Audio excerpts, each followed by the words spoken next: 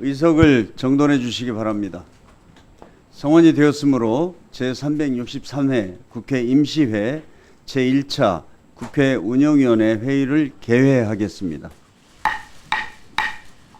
다음 존경하는 윤준호 의원님 질의해 주십시오. 예, 반갑습니다. 저는 해운대을 국회의원 윤준호입니다. 반갑습니다. 수고 많으십니다. 후보자님, 며칠 전 이성호 현 국가인권위원장님이 헌법기구와 무산을 임기 중 가장 아쉬운 대목이라고 언론 인터뷰를 했습니다. 그리고 후보자님의 서면 답변 곳곳에서도 인권위의 인사, 재정 독립성 확보에 대한 필요성과 헌법기구에 대한 의지가 확인이 되고 있습니다. 본 위원은 정권에 따라 부침이 있는 국가인권위원회가 과연 제대로 일을 할 수 있겠는가 하는 문제의식을 많이 가지고 있습니다.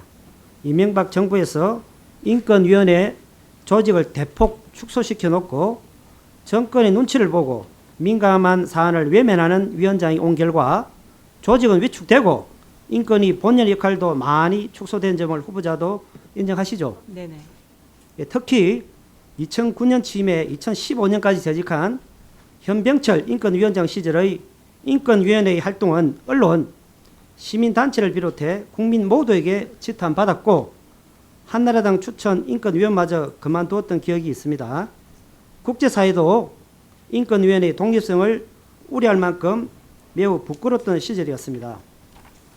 후보자님이 서면 답변서에서 동의하신 것처럼 인권 사안에 대한 의도적 방기와 소극적 대응 전략에 대한 원인 분석이 명확해야 한다고 생각하는데 어떻게 생각하십니까? 네, 그렇습니다. 예, 후보자님, 인권위원회의 혁신위의 독립성 보장 방안 권고사항 1번을 보면 인권위의 책임있고 독립적인 활동에 대한 인권위원 및 직원의 의지를 표명해야 한다고 밝히고 있습니다. 인권위에서는 모든 구성원의 인권 전문성, 감수성 강화, 현장 감각을 강조하지만 인권위가 정치권의 신여로 전략하는 상황에서 내부 견제가 불가능하고 위기를 알리는 목소리가 나오지 않는 점을 짚고 넘어간 것이라 생각합니다. 오죽하면 혁신위가 구성원들의 확고한 의지 표명을 주문하겠습니까? 본 의원은 국가인권위만큼은 히틀러의 희망이 존재할 수 없는 껴있는 조직 구조를 만들어야 한다고 저는 생각합니다. 인권위의 독립성 확보를 위한 출발선도 여기 있다고 생각하는데 후보자님 어떻게 생각하십니까?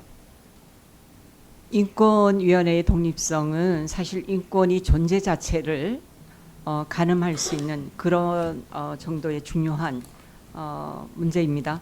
사실 국가인권위원회가 설립할 당시 행안부에서는 조직 정원과 그 국가 이런 것을 동의를 해주지 않았습니다. 그래서 11월 25일 날이 저희가 출범을 하는 날이었는데 네. 조직 협의가 되지 않아서 직원이 한 명도 없는 상태에서 인권위가 출범을 했습니다. 그리고 그 다음 해에 2002년에 사무총장으로 제가 첫 그 사무처 직원이 됩니다. 그런데 이렇게까지 정부 부처가 새롭게 신설돼서 나오면서 직원이 하나도 없이 이런 방식으로 오는 것은 없다 그랬습니다. 그 이유는 독립성을 지키기 위해서 끝까지 인권위에서 노력을 했던 것이고 그 노력이 앞으로도 향후 이어져야 된다고 생각하고 이런 것을 단지 그 구성원들의 노력만이 아니라 법과 제도적인 이런 기반, 흔들리지 않을 수 있는 조건이 형성이 돼야 된다고 생각을 하기 때문에 헌법 개정 아니면은 국가인권위원법 개정 여러 그 방식을 통해서 이것을 굳건히 할 필요가 있다고 생각하고 있습니다. 예, 말씀 잘 들었습니다. 후보자님께서는 위원장 되신다면은 좀 전에 말씀하신 것처럼 그 어떤 정치적 권한으로도 넘볼 수 없는 인권위원회를 꼭 만들어 주시길 부탁드리고 좀 더 구체적으로 조금 질문 들어가도록 하겠습니다. 후보자님, 초고령 사회 진입을 눈앞에 둔 우리 사회에서 노인 학대가 크게 늘고 있다는 8월 14일 보건복지부의 노인 학대 현황 보고서의 내용은 정말 충격적이거든요. 해당 보고서를 혹시 보셨습니까? 아직 보진 못했습니다. 예, 제가 잠깐 네네네. 언급을 하고자 합니다.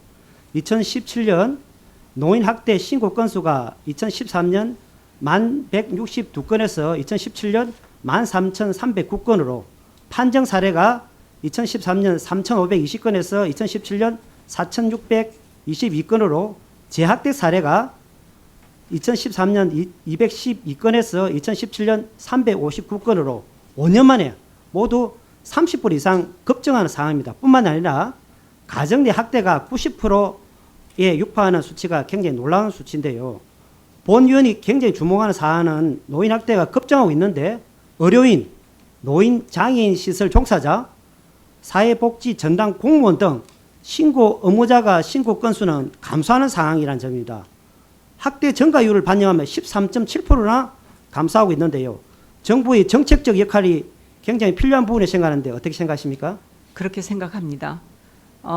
노인 학대 문제, 빈곤의 문제와 더불어 노인 학대 문제는 가정이라고 하는 울타리 안에서 이것이 굉장히 폐쇄적으로 있기 때문에 사회적 안전망 그리고 이것을 접하는 사람들의 신고 의무는 사실은 굉장히 강화돼야 된다고 생각을 하고 있습니다.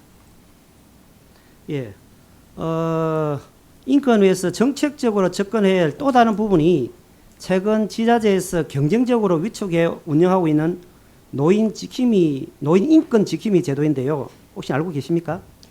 노인 인권 지킴이 제도가 양상마다 좀 다르고 아마 그 규모는 다른데 제대로 파악은 제가 다 하고 있지는 않지만 그런 제도를 실행해 보려고 한다고 알고 있습니다. 예.